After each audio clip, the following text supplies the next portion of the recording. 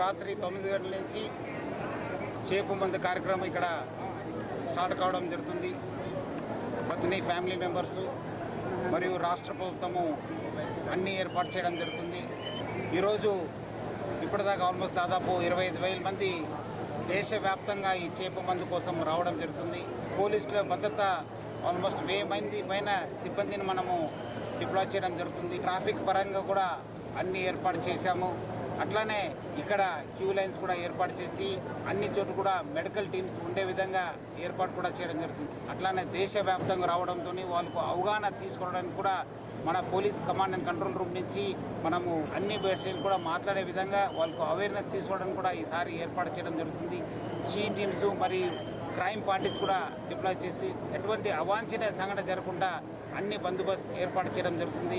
ముఖ్యంగా ఈరోజు దేశవ్యాప్తంగా నుంచి చాలామంది ప్రజలు వస్తారు.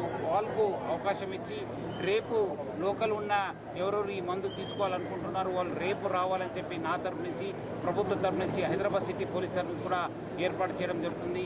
ఈసారి మనము ఎట్లా చేస్తానో ఈసారి కూడా మనము ఎక్కువ ఫిషెస్ కూడా పెట్టడం జరుగుతుంది. చేప ఎక్కువ సప్లై కూడా చేయడం జరుగుతుంది.